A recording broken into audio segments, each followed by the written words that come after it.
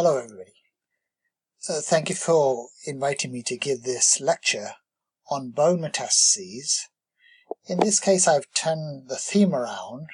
We're talking about one disease with many signs rather than having one sign and many diseases.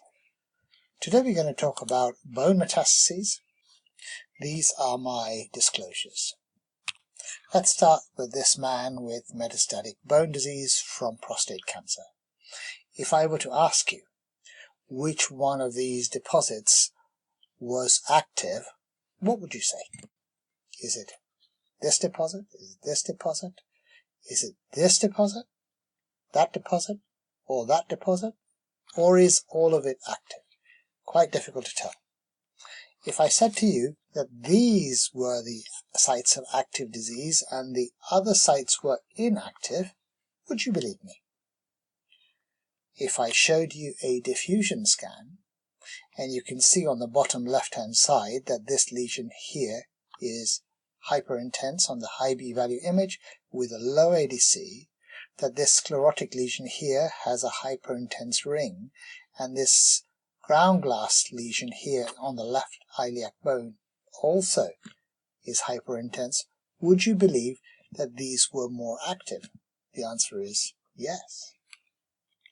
So today we're going to try to understand why metastatic deposits look the way they do, and how osteoblastic and osteolytic lesions are formed in different ways, and how the CT scan does not enable an accurate characterization of the metastatic process.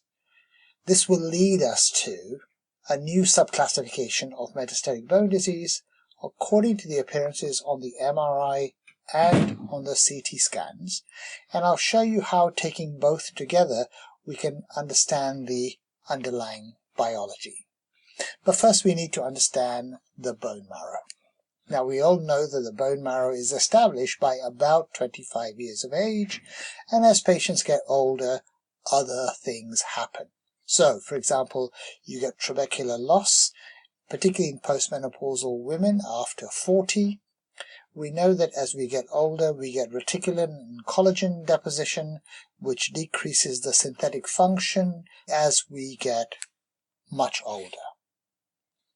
Now, the bone marrow is a complex and poorly understood organ, but we need to, as radiologists, understand a few basic things. First of all, there is the stroma, which consists of stromal cells. So what are stromal cells? Stromal cells are fat cells. They are this type 1 collagen that you see.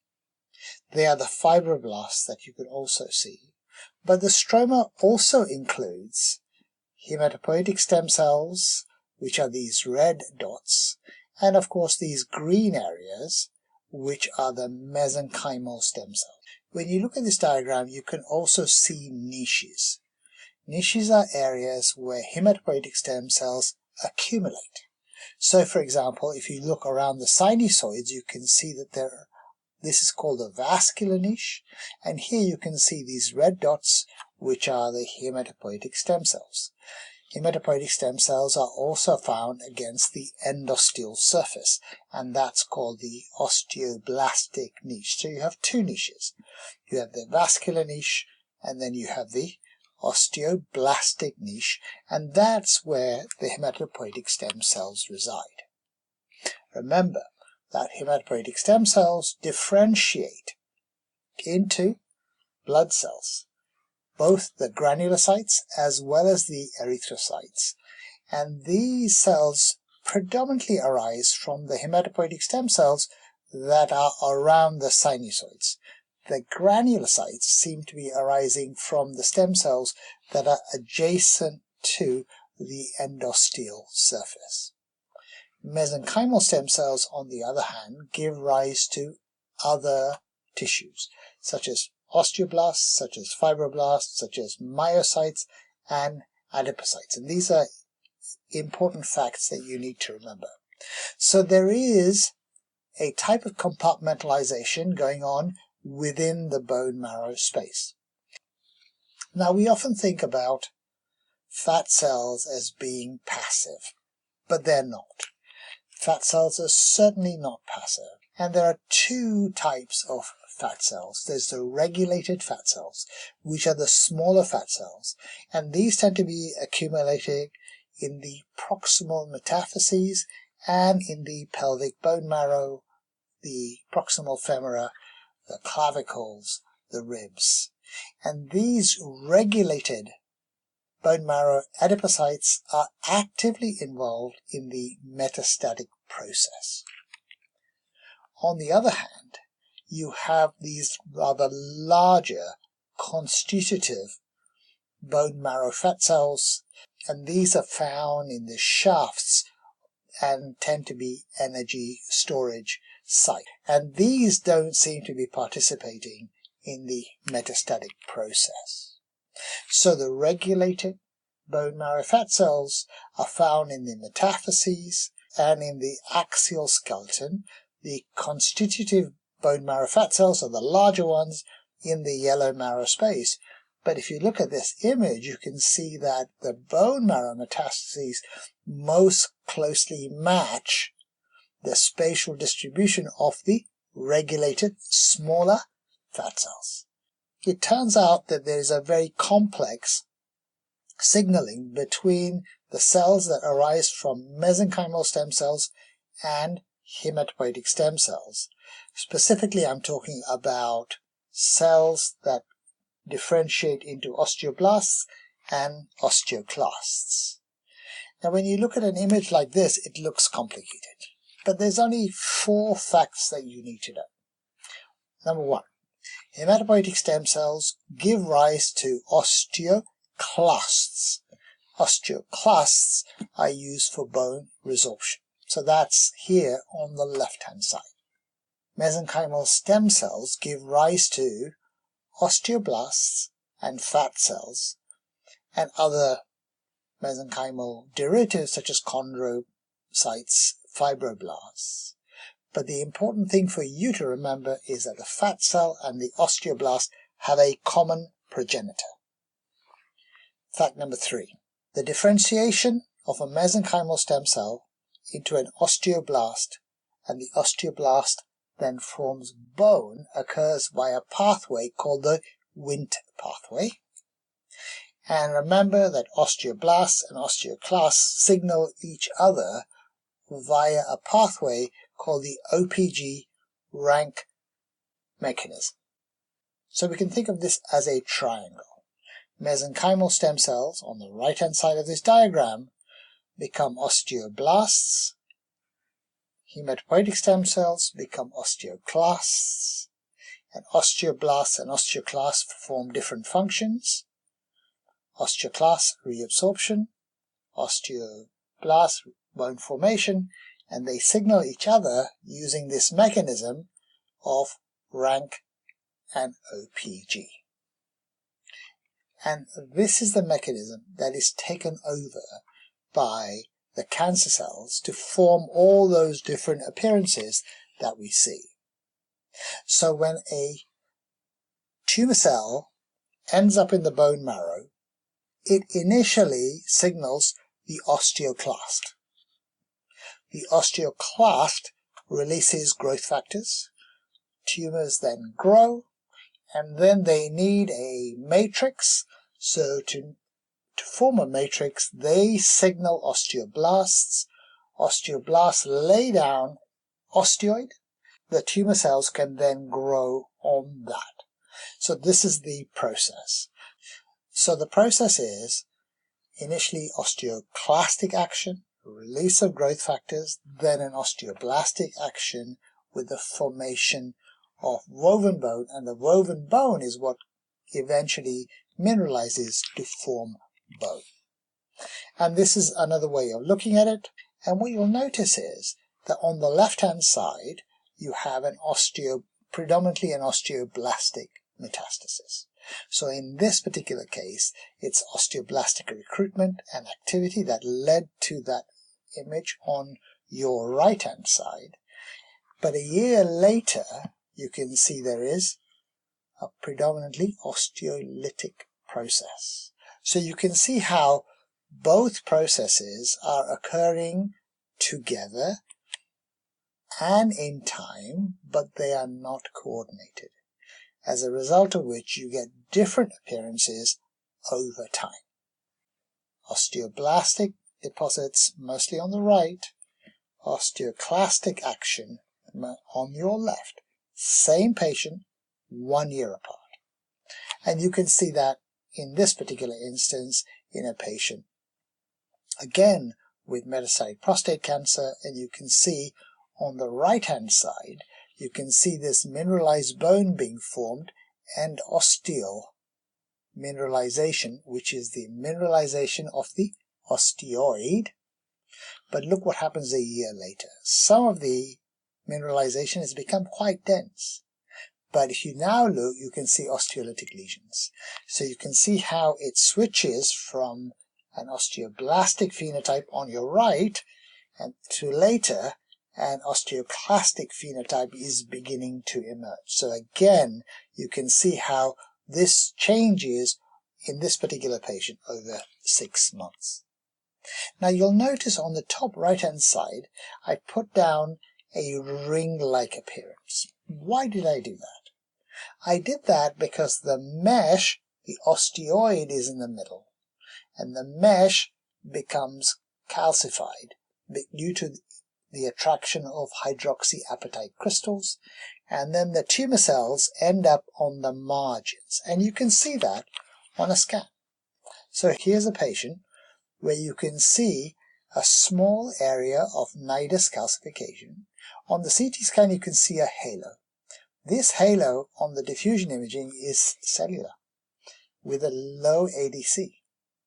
So in fact, when you see a ring-like sign like this on a T2 FATSAT or a stir sequence, the center represents nidus calcification in the middle of this lesion, whereas the periphery here is in fact tumor cells.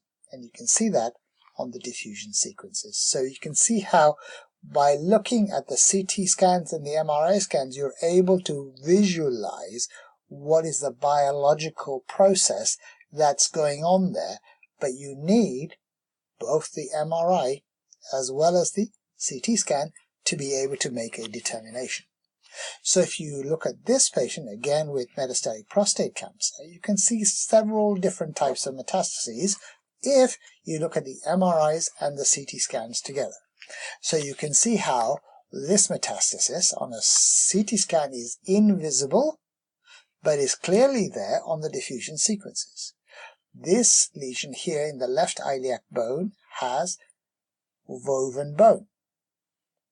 This lesion here has a small area of matrix calcification, which you can see over here. So you can already begin to recognize a few different type of metastatic deposits if you look carefully and once you know what you're looking at.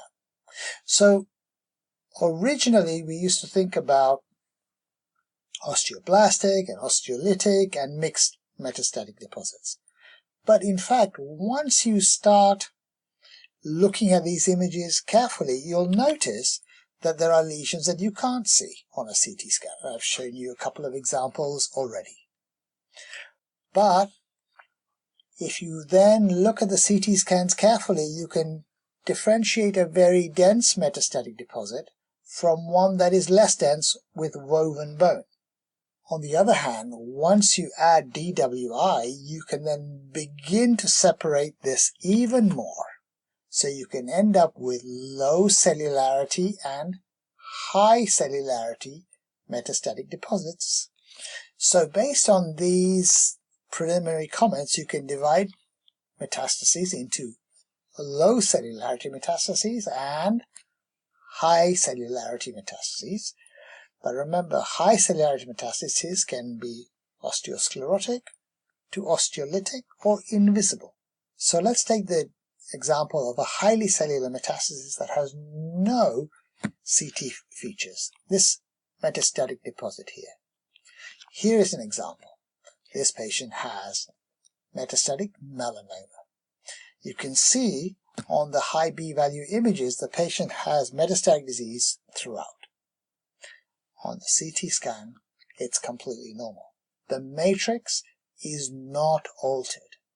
When you think about that type of metastatic deposit, you can see that the tumor cell does not dysregulate either the osteoblastic or the osteoclastic mechanisms. It just doesn't do anything. It just grows in between the trabecular bone and does not disrupt it, so you on a CT scan can't see it.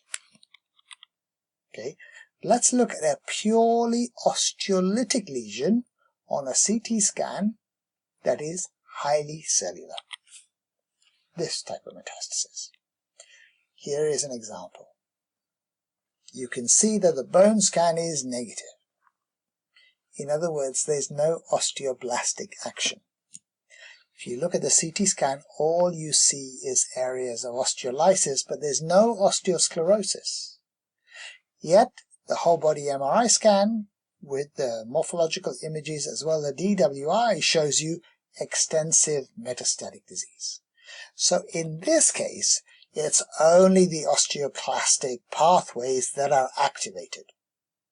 And that leads to osteolysis, but because there is no activation of the osteoblasts, there is no sclerosis. So you don't get a positive bone scan. You don't get sclerosis on the CT scan. In other words, it's only the right-hand side of this pathway that is activating. And all of us have seen this. Multiple myeloma, for example. Another example is renal carcinoma. Purely osteolytic deposits. No osteosclerosis. But most commonly, we see osteosclerosis and osteolytic lesions at the same time. Typically breast and prostate cancer. So that is this type of metastatic deposit. And here's an example that everybody's seen. The bone scan is positive. The MRI scan is positive. Highly cellular osteoblastic lesions. And if you look at the CT scan, you can see it's positive. For example, here in the left femoral neck. And obviously the radiograph is also positive. So in this instance, both osteoblastic and osteolytic processes are in fact active. So you've got osteolysis and you've got osteosclerosis. But remember what I said to you. They can become disconnected, right? And we've seen an example of that already. Now, a special example of that type of metastatic deposit is the central halo that I showed you earlier, and that's this metastatic deposit. And here is an example of multiple central halos. So if you look at the stir sequence, you can see a halo here, another halo here, another halo here, another halo here. You can't see the halos on the T1 sequence. So you see it on a fat suppressed sequence, either a stir or a T2 fat cell. And if you look at the inside of these lesions on a CT scan, you'll notice there is an area of mineralization. If you look at this metastatic deposit, here's an area of mineralization. If you look at this deposit here, here's an area of mineralization. If you look at this deposit, here's an area of mineralization. So the central bit of the halo is in fact mineralization, and the bright thing that you see on the edge of the lesion is in fact highly cellular. And you can show that looking at the diffusion sequences. So here is an area of mineralization, but you'll notice how it is hyper-intense on the outside of the lesion. Here is an area of mineralization, and again you've got a halo. This halo is hypercellular on the high B value images. And so in this particular instance, you've got mineralization in the middle, and this is due to osteoblastic recruitment, which leads to the deposition of a matrix of osteoid, which then gets mineralized, this area here. The tumor cells displace to the periphery of the tumor, which is what you see over here, and this is where they lead to osteoclastic action as the lesions get bigger and bigger and bigger. So in the center, you've got osteoblastic action. In the periphery, you've got osteoclastic action, enabling the tumor deposits to get larger and larger. And you can show this histologically.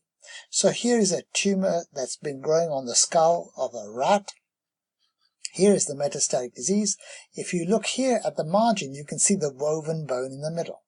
This is what gets calcified, and these are osteoblasts, these things here, within the woven bone. Here are the osteoclasts, here is the cortical bone, and here are the osteoclasts eating away the bone marrow, enabling expansion of the tumor cells, which form a ring, which you can see over here. So this is histological proof that what we see represents what's happening histologically. Finally, let's talk about low cellularity metastases.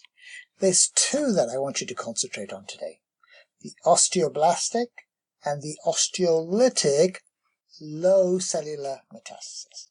So the osteoblastic low cellular metastasis is something that all of us have seen in our daily practice. And here's a typical example.